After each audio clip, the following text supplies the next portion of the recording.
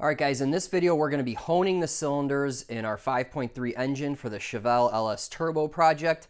It's just a matter of running a ball hone in and out of the cylinders to prep or resurface or recondition the cylinder walls, so when we slap in the pistons with new rings, everything seats all nice and the engine will run just fine. Okay, so time to hone the cylinders, and what you're going to need is obviously a hone. So this is a ball hone. This I bought 20 years ago when I rebuilt a small block Chevy. It's for a 4-inch bore, so it's a 4-inch hone. These bores are 3.78, so it's close enough. This will be a little bit of a tighter fit, but it'll work just fine. As far as the grit, I'm not sure if it's a 320 grit or a 240, I believe they sell. But in any case, it works great. I remember 20 years ago when I rebuilt a small block, I used this and it cleaned up just great. So a lot of people use WD-40. You can also use motor oil. I'll probably use motor oil for this. They make special honing fluid. I've never used it. I just use motor oil.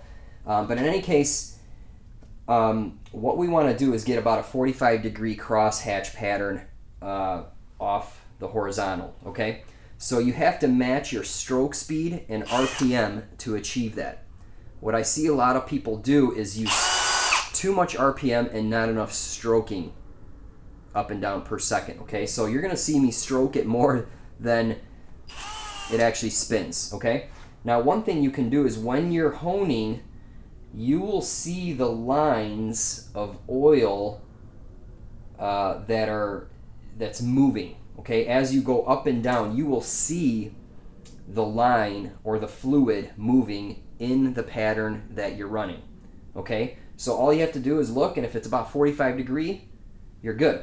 Okay, if not, change your RPM or stroke speed to match that. Okay, now make sure you're wearing crappy shoes and pants because oil is going to sling. Okay, and then obviously don't have anything around that could get dirty because it gets kind of messy, okay? Okay, I'm trying to get the camera in here. It's really hard to pick this up, but the bores they look good. It just needs to be a little cleaned up. So you can see that it's just glazed over from use, but anyway, we'll run the hone through there and see what we get.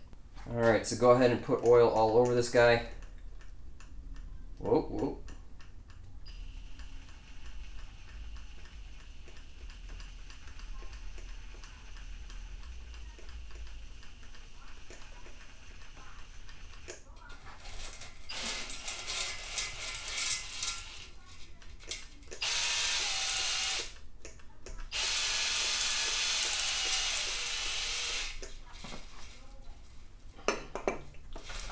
All right, here we go.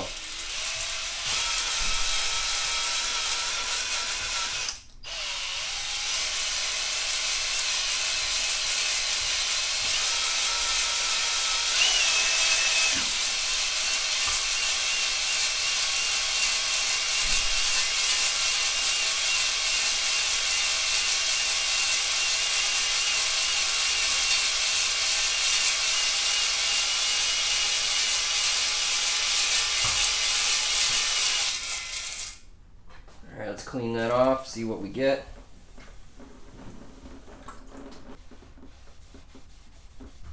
All right, so here's what we got. It's completely clean. It's prepped the surface for the rings.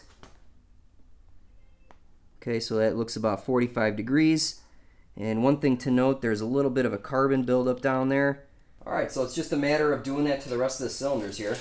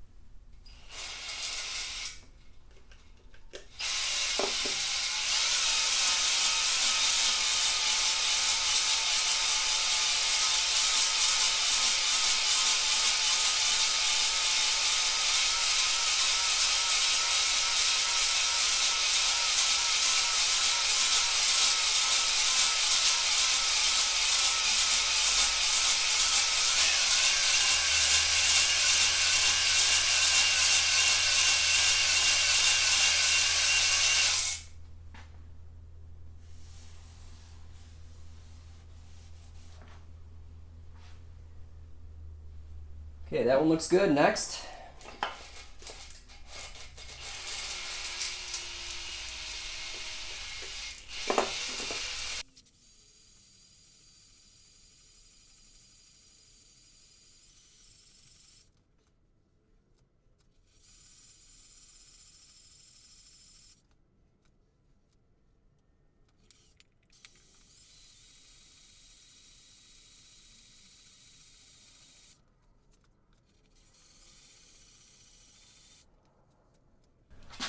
All right, so that's looking good. I kept going until all the carbon was gone. The cylinders look really good. Got a nice crosshatch going. Obviously they're dirty, but I'm just going to move on to the other side now.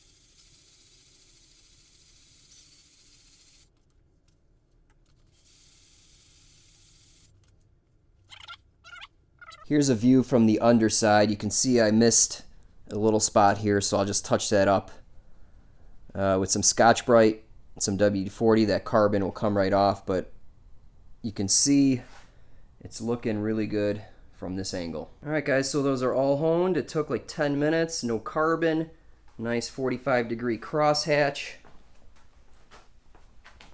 and they're still dirty.